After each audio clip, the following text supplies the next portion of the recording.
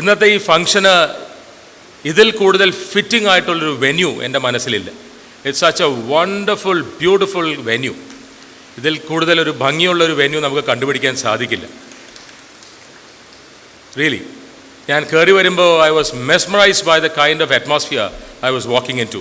ഇതെൻ്റെ ഫസ്റ്റ് ടൈമാണ് ഇവിടെ. അതൊരു പറയാൻ അത്ര ഒരു പ്രൗഡായിട്ട് പറയേണ്ട ഒരു കാര്യമല്ല, because I have never been here before. നമ്മൾ നിൽക്കുന്നത് കൂത്തമ്പലത്തിലാണ്. വളരെ സീക്രട്ടാണെന്ന് എനിക്കറിയാം. അൺഫോർച്ചുനേറ്റ്ലി ഞാൻ ഷൂസ് ഇടുന്നുണ്ടെന്നും എനിക്കറിയാം.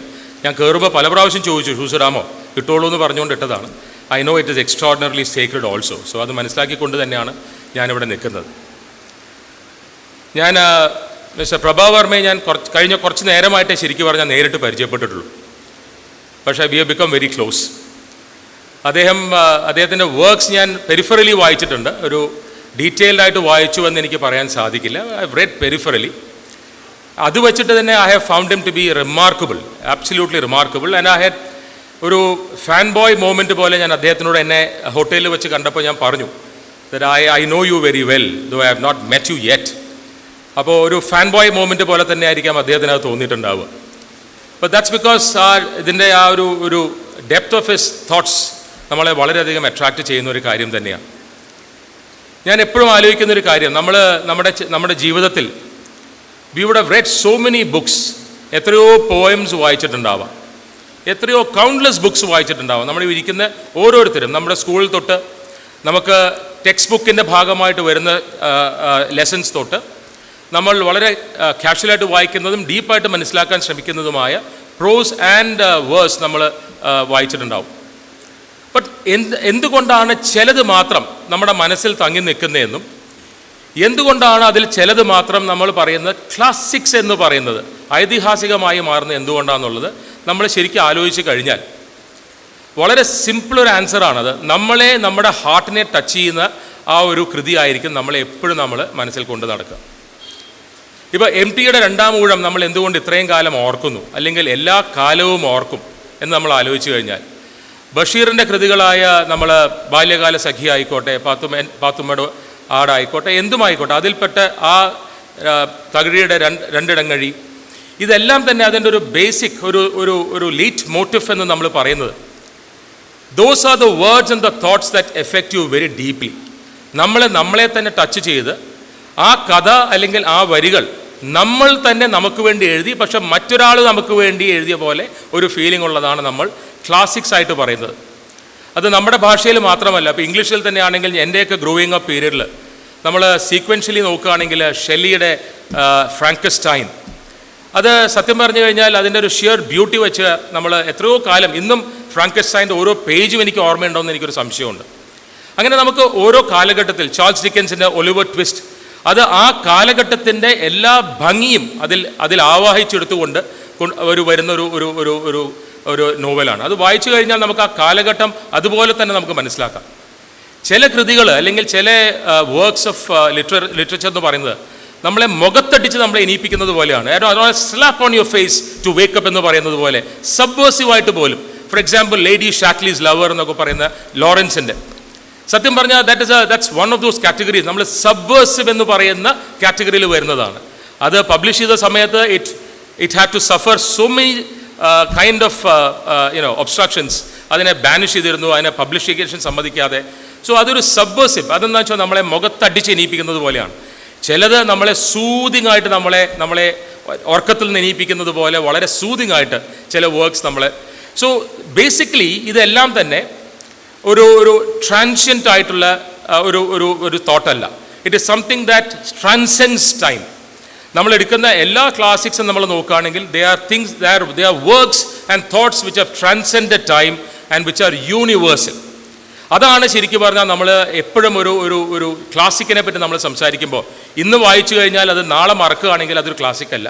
It's something that transcends time. ഈ രൗദ്ര സൗത്തികം എന്ന് പറയുന്ന ഈ വർക്ക് ഞാൻ മലയാളത്തിൽ അത് മുഴുവൻ വായിച്ചു എന്ന് പറയുന്നത് നുണയാണ്. ഞാൻ വായിച്ചിട്ടില്ല. ഞാനൊന്ന് ഓടിച്ച് വായിച്ചു നോക്കി. ഞാനന്ന് പ്രഭാവർമ്മയോട് പറഞ്ഞു, അത് പലതും എൻ്റെ തലയ്ക്ക് മുകളിൽ കൂടെ പോയിരിക്കുകയാണ്. I will have to spend a lot of time reading this, because ഇത് അത്രയ്ക്ക് ഒരു തോട്ട്ഫുൾനെസ് ആയിട്ട് എഴുതിയിരിക്കുന്ന ഒരു വേഴ്സാണ്. പക്ഷേ എൻ്റെ ഭാഗ്യത്തിന് എന്നെ ഇവിടെ ഇൻവൈറ്റ് ചെയ്തത് സത്യം പറഞ്ഞാൽ KK രവീന്ദ്രനാഥൻ സാറാണ്. He was our former additional advocate general. So അദ്ദേഹമാണ് എൻ്റെ പിന്നിൽ നടന്ന് സത്യം പറഞ്ഞാൽ പല പ്രാവശ്യം വിളിച്ച് സത്യം പറഞ്ഞാൽ അദ്ദേഹത്തിനോട് അപ്പോളജി വെച്ച് ഞാൻ തുടങ്ങണമെന്ന് വിചാരിച്ചതാണ്, ഞാൻ മറന്നുപോയതാണ്. ഒരു 5 or 6 പ്രാവശ്യം അദ്ദേഹം എന്നെ വിളിക്കുകയും എനിക്ക് തിരിച്ചു വിളിക്കാൻ പറ്റാതെ. പക്ഷേ അത് കഴിഞ്ഞ് ഞങ്ങൾ സംസാരിച്ച സമയത്ത് ഞാൻ പറഞ്ഞു, എൻ്റെ ടൈമിൽ വരികയാണെങ്കിൽ ഞാൻ ഇന്ന ദിവസം ട്രിവാൻഡ്രത്ത് വരാൻ എനിക്ക് സാധിക്കുവാണെങ്കിൽ അത് ചെയ്യാം. അപ്പോൾ അദ്ദേഹം പറഞ്ഞു, ഇതിന് മുമ്പുണ്ടായിരുന്ന സമയം ഞങ്ങൾ മാറ്റി, we are shifting it to another date so that you can come. Thank you sir, because this is a great opportunity for me. അപ്പോൾ ഞാൻ പറഞ്ഞു വന്നത്, ഇതിൻ്റെ ഒരു ഇംഗ്ലീഷ് ട്രാൻസ്ലേഷൻ എൻ്റെ കയ്യിൽ വന്നു. അതിന് പ്രഭാവർമ്മ അതിനെ വിളിച്ചിരിക്കുന്നത് ഫെറോഷ്യസ് പയറ്റി എന്നാണ്. അത് ഞാൻ വായിച്ചു നോക്കിയിരുന്നു. അതും വളരെ ഡീപ്പായിട്ട് വായിച്ചു എന്ന് എനിക്ക് പറയാൻ സാധിക്കില്ലെങ്കിലും I have read through it substantially. ഞാനത് what I really thought was, നമ്മൾ ഈ ബുക്ക് വായിക്കുമ്പോൾ, ഈ കൃതി നമ്മൾ വായിക്കുമ്പോൾ, ഇത് നോവലാണോ അത് നോവലാണ്, പോയമാണോ പോയമാണ്, വേഴ്സാണോ വേഴ്സാണ്, ഒരു വളരെ വേഴ്സറ്റൈൽ കൈൻഡ് ഓഫ് ഒരു ക്രിയേഷനാണ്, യാതൊരു സംശയവുമില്ല. വെറുതെ അല്ല, 22 ലാംഗ്വേജിൽ നിന്ന് സരസ്വതി സമ്മാൻ കിട്ടാൻ അർഹതയായ ഒരു വർക്ക് എന്ന് പറഞ്ഞു കഴിഞ്ഞാൽ അത് തമാശയല്ല. This is almost like a Nobel prize of India. നേരത്തെ പറഞ്ഞതുപോലെ ഞാനിവിടെ ഒഴിച്ചാൽ പോസിബിളി വേറെ ഒന്നും ഇനി ഇതിന് മുകളിൽ അദ്ദേഹത്തിന് നേടാനുണ്ടാവില്ലായിരിക്കാം. പക്ഷേ അത് എന്തുകൊണ്ട് കിട്ടി? അതിനൊരു തമാശ എന്താണെന്ന് വെച്ചാൽ, കഴിഞ്ഞതിന് മുമ്പത്തെ ആഴ്ച I was at Indian institute of management Calicut.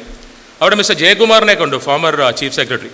അപ്പോൾ അദ്ദേഹം എന്നോട് ചോദിച്ചു, സാറ് ഇന്ന ദിവസം ഇവിടെ പോകുന്നുണ്ടല്ലേ എന്ന് ചോദിച്ചു. I said yes, I M gladly going for that. അപ്പോൾ അദ്ദേഹം പറഞ്ഞു, ഞങ്ങളൊക്കെ ഇത് വളരെയധികം ഡിഫെൻഡ് ചെയ്ത ആൾക്കാരാണ്. He said we have defended it so strongly. അപ്പോൾ അതിൻ്റെ ഒരു വർത്ത് എന്ന് പറയുന്നത് നമ്മുടെ എല്ലാവരുടെയും കൺവിക്ഷനാണ്. ഇതൊരു മലയാളിയുടെ കൺവിക്ഷനാണ്. ഈ ബുക്കിന് ഇന്ന് സരസ്വതി സമ്മാൻ കിട്ടിയിരിക്കുന്നത് ഒരാളുടെ ഒരു ലിറ്റററി വർക്ക് മാത്രമല്ല. This is the conviction of our community as a Malayali. അപ്പം മലയാളികളുടെ കൺവിക്ഷൻ വരുന്ന സമയത്ത് എന്തുകൊണ്ടാണെന്ന് എനിക്ക് വളരെ പെട്ടെന്ന് തന്നെ മനസ്സിലാക്കാൻ സാധിച്ചു. കാരണം ഇത് നമ്മളിൽ ഓരോരുത്തരുമാണ്. ഈ കാലിയേവ് എന്ന് പറയുന്ന ഈ ക്യാരക്ടർ ശരിക്കും പറഞ്ഞാൽ നമ്മൾ പുറത്ത് തേടി പോകേണ്ട ആവശ്യമില്ല. ഞാൻ നേരത്തെ പറഞ്ഞതുപോലെ, why does it become A classic? It becomes A classic because it touches you on the deepest Annals of your heart. അപ്പോൾ നമ്മൾ കാലിയേവിനെ തപ്പി നമുക്ക് പുറത്ത് എവിടെയും പോകണ്ട, കാലിയേവ് നമ്മൾ തന്നെയാണ്. And for a judge, as a lawyer and a judge, എനിക്കിത് വളരെയധികം എന്നെ എഫക്റ്റ് ചെയ്തൊരു കാര്യമാണ്. കാരണം നമ്മൾ ഈ ജോലിയിൽ തുടങ്ങുന്ന സമയത്ത് എൻ്റെയൊക്കെ സീനിയേഴ്സ്, എൻ്റെ ഗുരു എൻ്റെ അച്ഛൻ തന്നെയായിരുന്നു. വേറെയും പല ആൾക്കാർ, ജസ്റ്റിസ് വി ആർ കൃഷ്ണായർ പോലെ തന്നെ ഗൈഡ് ചെയ്ത പല ആൾക്കാരും ഉണ്ടായിരുന്നു. അവർ നമ്മുടെ അടുത്ത് ഒരു കാര്യം എപ്പോഴും പറയുമായിരുന്നു, as a judge, not as a lawyer, as a judge, never judge a person, judge only actions. കാരണം ഒരു മനുഷ്യനെ ജഡ്ജ് ചെയ്യാൻ ഈശ്വരന് മാത്രമേ സാധിക്കുള്ളൂ. അതിൻ്റെ ക്രിയേറ്ററിന് മാത്രമേ ഒരു മനുഷ്യനെ ജഡ്ജ് ചെയ്യാൻ പറ്റുള്ളൂ. ഒരു മനുഷ്യൻ ശരിയാണോ തെറ്റാണോ ചീത്തയാണോ എന്ന് പറയാൻ നമ്മൾ ആരുമല്ല. അപ്പോൾ ജുഡീഷ്യൽ പ്രോസസ്സിൽ നമ്മൾ ചെയ്യുന്നത് ഒരു മനുഷ്യനെ നമ്മൾ ജഡ്ജ് ചെയ്യാറില്ല. അക്യൂസ്ഡ് ആണ്, റെസ്പോണ്ടൻ്റ് ആണ്, പെറ്റീഷണർ എന്ന് പറയുമ്പോഴും നമ്മൾ ഒരു കാരണവശാലും ആ മനുഷ്യനെ നമ്മൾ ടെസ്റ്റ് ചെയ്യുകയോ ജഡ്ജ് ചെയ്യുകയോ ചെയ്യില്ല. We judge the actions. ആ മനുഷ്യൻ ചെയ്ത ആക്ഷൻസ് മാത്രമേ നമ്മൾ ജഡ്ജ് ചെയ്യാറുള്ളൂ. അവിടെ നമുക്കൊരു കാര്യം മനസ്സിലാവും, there is nothing in black and white, everything is in between. ഇത് നമ്മൾ എല്ലാ ദിവസവും കോടതിയിൽ പറയുന്ന ഒരു കാര്യമാണ്. നിങ്ങൾക്ക് അത് മനസ്സിലായി എന്ന് എനിക്കറിയാം, എന്നാൽ പോലും ഒരു ക്ലാരിറ്റിക്ക് വേണ്ടി ഞാൻ സംസാരിക്കുകയാണ്. ഓക്സിമോറോൺ എന്ന് പറയുന്ന ഒരു പ്രിൻസിപ്പിൾ ഉണ്ട്.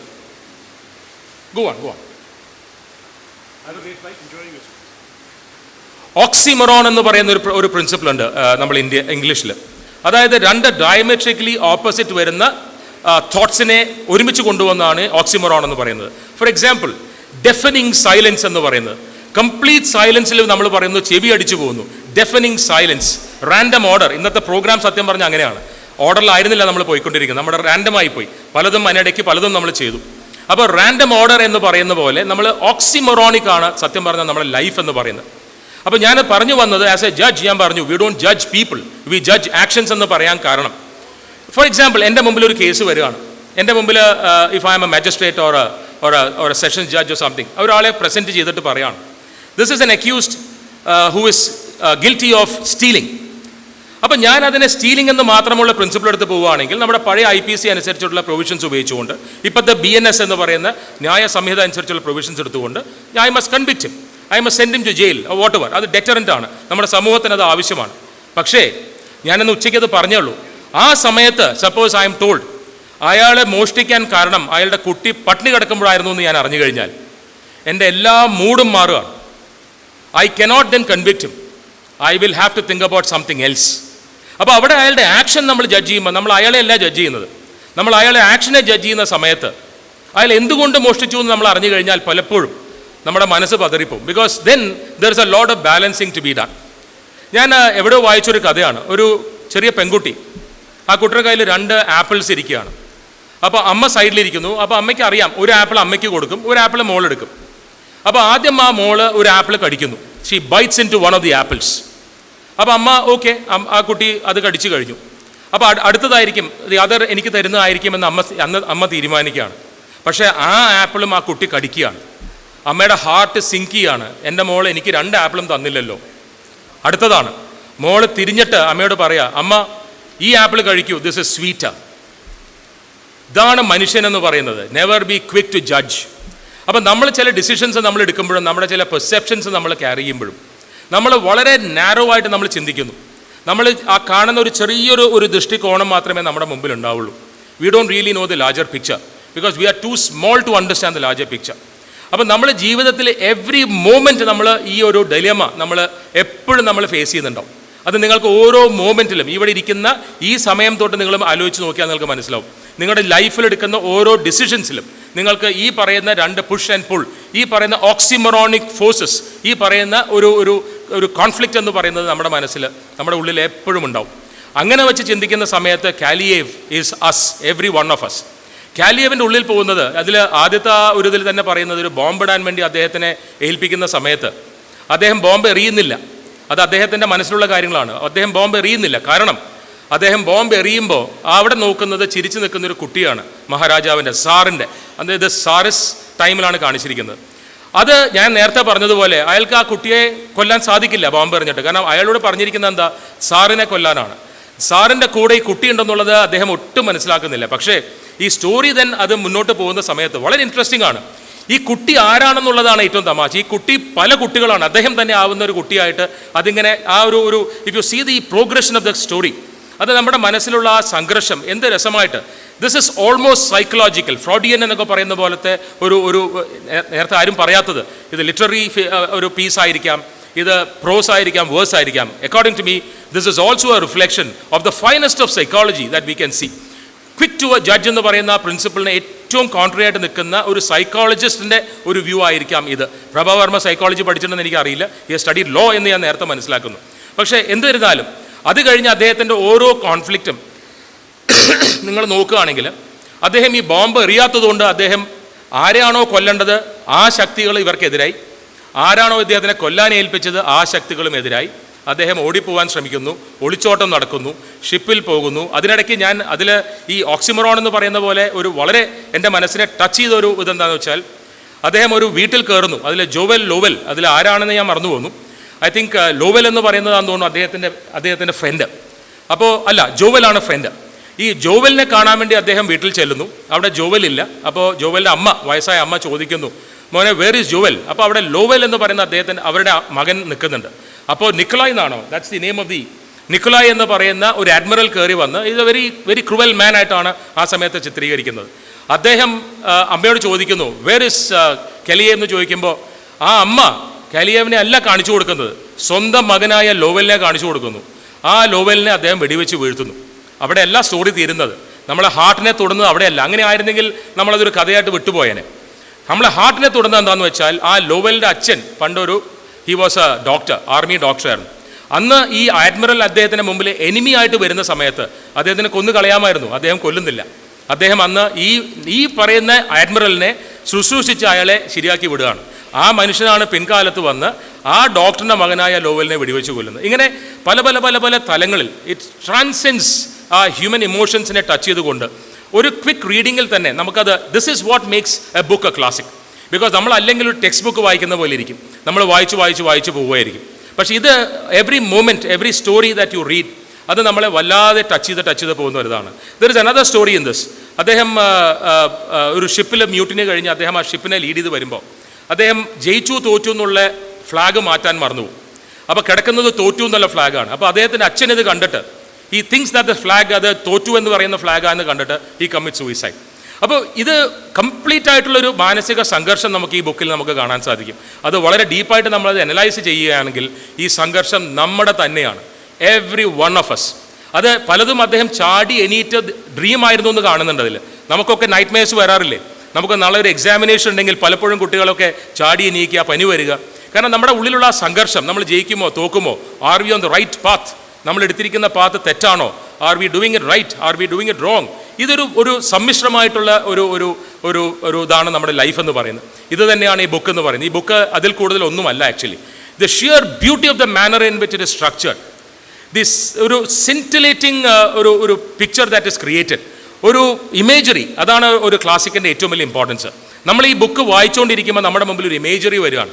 സാറിനെ നമ്മൾ കണ്ടിട്ടില്ല, നമ്മൾ കെലിയേവ് എന്ന് പറയുന്ന ഒരാളെ നമ്മൾ കണ്ടിട്ടില്ല, അങ്ങനത്തെ ഒരു കഥ നമ്മൾ റഷ്യയിൽ നമ്മൾ പോയിട്ടില്ല. പക്ഷേ നമ്മുടെ മുമ്പിൽ അത് വളരെ വ്യക്തമായിട്ട് വരുന്നു. ആ ഷിപ്പിലെ ചില മ്യൂട്ടിനി സീൻസൊക്കെ, അവിടുത്തെ സ്ലീവ്സ് തിരിഞ്ഞു മറിഞ്ഞ് അതിൻ്റെ മാസ്റ്റേഴ്സിനെ അവർ കീഴ്പ്പെടുത്തുന്നതും, ഒരു ഐലൻഡിൽ പോകുന്ന സമയത്ത് അവിടുത്തെ ചീഫ്റ്റൻ ആദ്യം ഇവരായിട്ട് ഉടക്കുന്നു, ദേഷ്യം വരുന്നു, പിന്നെ ഇവരെ ഫ്രണ്ട്ലി ആക്കിയിട്ട് ഈ പറയുന്ന ഇവരുടെ പഴയ ക്രൂരന്മായ മാസ്റ്റേഴ്സിനെ സാക്രിഫൈസ് ചെയ്യുന്നതും, ഇതെല്ലാം സത്യം പറഞ്ഞാൽ നമ്മുടെ മനസ്സിൽ ഉഴുതുമറിഞ്ഞ് കിടക്കുന്ന സത്യവും ശരിയും തെറ്റും എല്ലാത്തിൻ്റെയും ഒരു വല്ലാത്ത ഒരു പ്ലവിങ് അപ്പ് കൈൻഡ് ഓഫ് ഒരു ഫീലിംഗ് ആണെന്ന് എനിക്ക് തോന്നിയിട്ടുണ്ട്. Now I am sorry that ഞാൻ ഈ പറഞ്ഞതൊക്കെ ശരിക്കും പറഞ്ഞാൽ പ്രഭവർമ്മ ഇരുത്തിക്കൊണ്ടാണ്. ഇനിയിപ്പോൾ അദ്ദേഹത്തിൻ്റെ സ്പീച്ചിൽ ഞാൻ ഈ പറഞ്ഞതൊക്കെ അസംബന്ധമാണെന്ന് പറഞ്ഞാൽ അതും കേൾക്കാൻ ബുദ്ധിമുട്ടില്ല. കാരണം ഞാൻ മനസ്സിലാക്കിയ രീതി ഇത്രയേ ഉള്ളൂ. കാരണം ഞാനത് അത്രയും ഡീപ്പായിട്ട് വായിച്ചിട്ടില്ല. But one thing is certain, എനിക്ക് ഇത് വളരെയധികം എന്നെ എഫക്റ്റ് ചെയ്യുന്നത് because of the job that I am doing. This is a clarion call to me not to judge things too quickly. നമ്മുടെ മുമ്പിൽ വരുന്ന ഒരു മാറ്ററിനെ പെട്ടെന്ന് കയറി ഡിസൈഡ് ചെയ്യാം. I am suppose to be a very quick judge.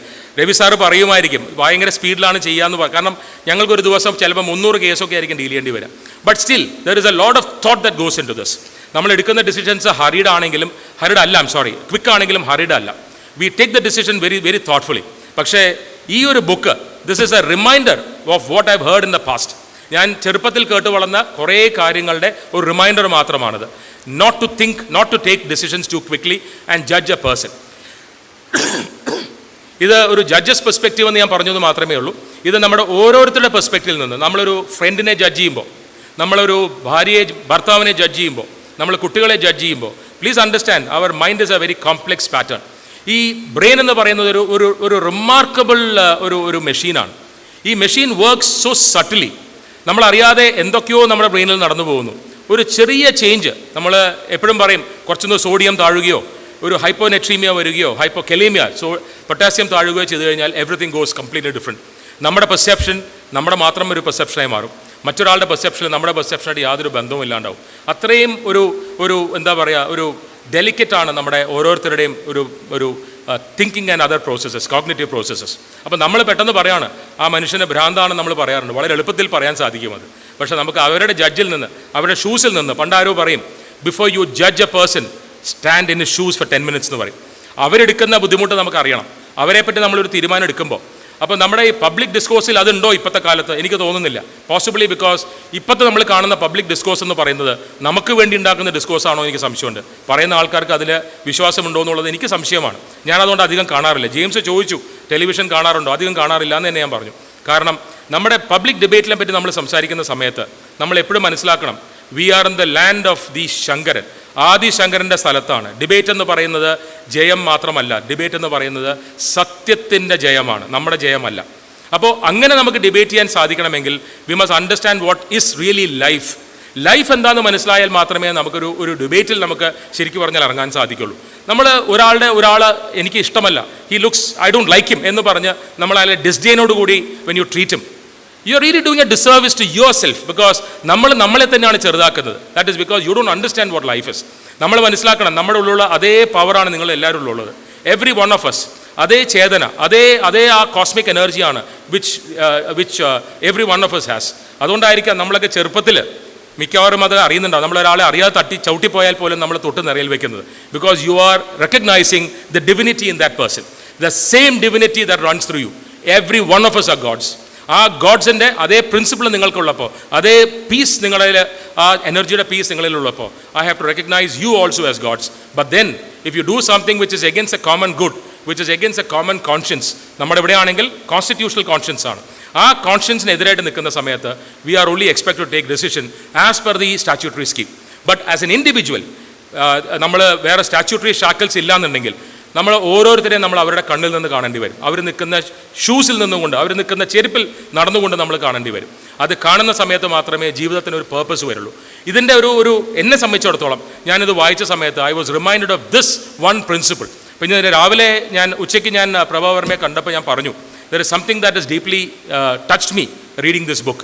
This was it. I told him, ഞാനത് അപ്പം പറയുന്നില്ല, I'll tell you later. ഞാൻ പ്രഭാ വർമ്മയുടെ ആ സമയത്ത് കുറേ സംസാരിച്ചു. It greatly insightful. ഞങ്ങൾ ഒരു അരമണിക്കൂർ കൊണ്ട് ഞങ്ങൾ എവിടെയൊക്കെ പോയി എന്ന് ഞങ്ങൾക്ക് തന്നെ അറിയില്ല. We talk so many things. കൂടെ നിൽക്കുന്ന ആൾക്കാർക്ക് ചിലപ്പോൾ നമ്മൾ രണ്ടുപേരും ശരിയില്ലാന്ന് തോന്നിയിട്ടുണ്ടാവും.